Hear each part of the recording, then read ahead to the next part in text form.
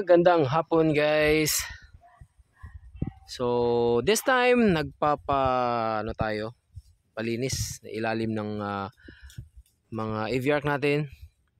So ito yung magiging source natin guys sa mga scions at saka yung mga pangdugtong natin sa ating grafted na aviark, no? So ito ay pagkukunan natin ng mga source na materials para idudugtong natin. So ito yan, dalawa. Ayan, may 5. Tapos isa. Tapos yun, yung pinakamalaki na yun. Dito tayo kukuha guys para makapag-produce tayo ng kahit mga 1,000, no? So nag-order na ako ng mga seedling bags. Ayan, yung mga black bags. Yun yung gagamitin natin para sa ating pang seedling. Dito natin ilalagay. Dito tayo magna-nursery. Yan, so papagawa pa natin to. At target kasi natin na makapagtanim ng mga jackfruit, no? Doon sa mga bundok na yung mga timberland pa. At wala pang nagtatanim. So magtanim tayo kasi nga dumadami nga yung population at lumalakas yung demand talaga ng jackfruit, kahit dun sa fresh at saka lalo na sa mga process na jackfruit.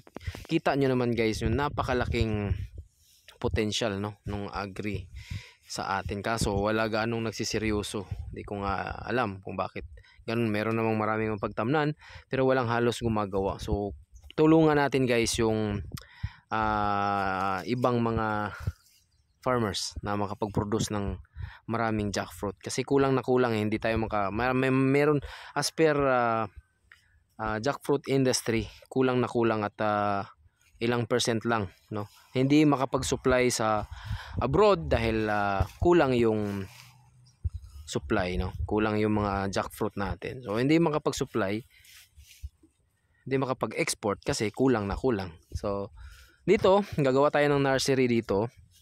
At kukunan natin itong aviark na to. At dito kukuha para makapagtanim tayo. I-graft natin itong mga to.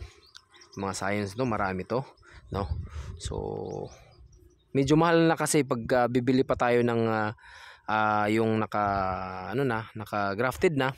So tayo na lang magpo-produce, no? Hindi naman nagmamadali. Hindi naman tayo nagmamadali. So kayang-kaya natin yan mag-produce na kahit mga 1,000 seedlings, no? Yung i-source natin dito, kasi yung 1,000 na yon pagta-times mo lang sa pinakamababang presyuhan ngayon, no, ng aviark is 250. Doon pa yon sa backyard, hindi pa yung presyo na yon sa mga certified farms, no? Lalo na pag sa certified farms tayo bumili, medyo mataas-taas yung price na yon, no? Baka nasa mga 350 to 450 yung magiging price. So ganun kamahal guys pagka sakaling doon tayo kukuha sa mga certified. So ito ay binili ko itong mga grafted na to na mga seedlings ay doon to sa certified na farm sa Abuyog. So ipapa-certify natin to sa Bureau of Plant and Industry o BPI para tayo ay makakuha ng license, no, ng certification na tayo ay certified grower na or certified nursery, no? Magpapa-certify tayo para makapag-supply din tayo sa ibang mga farmers na gustong magtanim ng mga jackfruit. Sobrang daming guys, sobrang daming kailangan, no? So tinanim ko ito, napakatagal na to. Yung tanim ko doon sa bahay nung nag-abroad pa ako. So ito huli na to last 2 years na lang to. Last 2 years na lang to nga itanim ko nung nag-farm ako. Yung gumawa ako ng King David Integrated Farm. At ito yung mga jackfruit seedlings na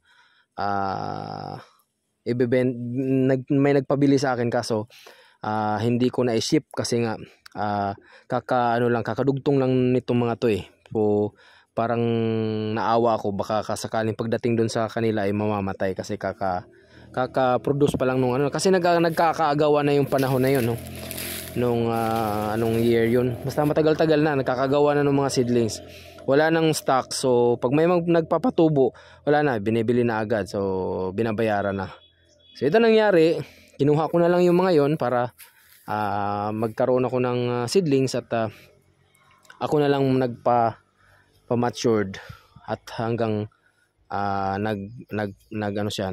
dahon ng marami at naging stable. At itinanim ko na lang ilang piraso. Yung iba namamatay kasi kinakain ng baka. Ayun yung nahuli isa huling-huli na. Na kasi sobrang niya, naiwan siya ng masyado kasi kung hindi man inaatake ng peste, kinakain din ng baka. Yung baka, ayun So ayan, ibebenta na namin yung baka na yan kasi papalitan ng babae. So ito dito, ilalabas yung mga baka dito para yung nandito ay magiging nursery na ng jackfruit. At papacertify natin sa Bureau of Plant para makakuha tayo ng certification at para makapagbigay din tayo ng mga seedlings, quality seedlings doon sa mga gusto magtanim ng aviar, so, para makakuha tayo ng maraming mga science dito. Marami yan, so kahit ilang libo yan, kaya niya yan. Meron pa tayo doon sa bahay, mas malaking puno yun, mas maraming seedlings yung maibigay nun. At fruiting na, di ko alam kung anong season ngayon, o off season ba or season talaga nung jackfruit, kasi maraming mga nakikita sa daan ng mga hinog. So baka season ngayon. Nung nakaraan kasi nagbunga din yun nakakala ko 2 beses siya nagbunga. Yun nga naman pala talaga, akala ko yung jackfruit ko lang yung 2 beses nagbunga. Yun pala talaga yung langka. Merong season at saka may off season daw. So yun medyo nanilaw. Sana makarecover yan. Nilagyan ko kasi ng mga bunot. Nanilaw siya. Buti na lang tinanggal ko, medyo nakarecover. Ngayon naninilaw na naman. Sana hindi siya mamamatay at makarecover siya. So ito yung mga magagandang tubo. Yun din, ganun din yung isa naninilaw kasi nga nagkaroon ng nasobrahan nung paglagay ko nung mulching.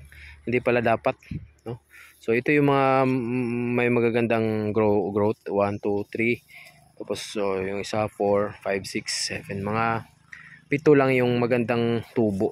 So kayang-kaya naman mag-produce ng marami nito, guys.